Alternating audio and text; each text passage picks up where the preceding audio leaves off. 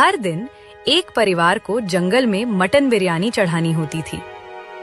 अगर किसी दिन ये नियम टूट जाता तो कभी सूखा पड़ता, कभी बीमारी फैलती, तो कभी जानवर गांव पर हमला कर देते।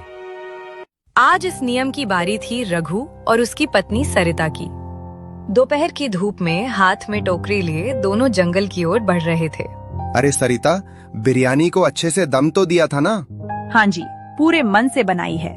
मसाले भी एकदम सही हैं, बहुत स्वादिष्ट बनी है। तुमने बिरयानी चखी तो नहीं? नहीं जी, बस खुशबू से ही समझ गया कि स्वाद बढ़िया है। अच्छा किया। अगर चखी होती तो हम गांव वापस लौट ही नहीं पाते।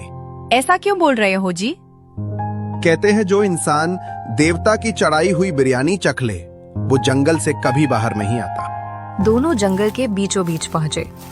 वहां एक बड़ा काला पत्थर था। रघु ने कांपते हाथों से बिरयानी रखी। हे जंगल के देवता, आपके लिए गर्मा गर्म मटन बिरयानी लाए हैं। इसका स्वाद स्वीकार करें और हमारे गांव को माफ करना। हवा अचानक तेज चलने लगी। पत्तों की सरसराहट किसी फुसफुसाहट जैसी लगी। रघु जी, चलो जल्दी यहाँ से। बिना पीछे देखे दोनों तेज कदमों से गांव की ओर लौट चले। उसी सोनापुर गांव में दो नौजवान रहते थे, रोहित और गोपाल। दोनों बचपन के दोस्त थे। हर शाम बस्ती के कोने में लगे कमलू की भेलपुरी के ठेले पर बैठकर गपशप करते थे। उस दिन भी दोनों वहीं बैठे थे। अरे भाई कमलू, तुम्हारी भेलपुरी तो गजब की है। खाकर पूरा मन खुश हो जाता है। सच कह रहा है, ऐसी चटपटी भेलपुरी कहीं नहीं मिलेगी। क्यों ना आज जंगल के शैतान को ही तुम्हारी भेलपुरी खिला दे, फिर देखना रोज रोज बिरयानी मांगना बंद कर देगा। अरे भाई, ऐसा मजाक मत करो। आज मेरी बारी है जंगल जाने की। वैसे ही दिल कांप रहा है। तो क्या हुआ, हम दोनों भी चलेंगे, देखेंगे आखिर कैसा है वो शैतान। नहीं भाई, जब तुम्हारी बारी आए तब जाना, मेरे साथ मत आना। अगर तुम्हें कुछ हो गया तो गांव वाले मुझे जिंदा नहीं छोड़ेंगे। चल छोड़ रोहित, हम फिर कभी जाएंगे। दोनों दोस्त हंसते हुए घर चले गए। अगले दिन सुबह पूरे गांव में सनसनी फैल गई। कमलू जंगल से वापस नहीं आया था। ये खबर आग की तरह फैल गई। कमलू की पत्नी कमला रोते बिलखते सीधे मुखिया के घर पहुंची। मुखिया जी, मेरे पति कल जंगल गए थे, अब तक नहीं लौटे। कमला, लगता है उसने बिरयानी खा ली होगी।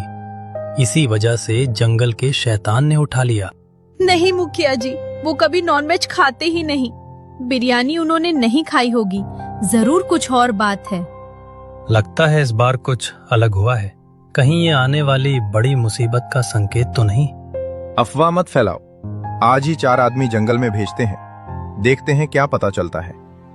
4 गांव के लोग जंगल में गए। शाम तक खोज करते रहे, लेकिन ना कमलू मिला, ना कोई निशान। थके हारे वे लौट आए। धीरे धीरे गांव ने इस बात को सच मान लिया, लेकिन सच्चाई कुछ और ही थी। कमला अपने घर में चुपचाप बैठी थी, आंखों में आंसू और मन में तूफान। कमलू जी, आप कहाँ हो? तभी उसके मन में एक खतरनाक विचार आया।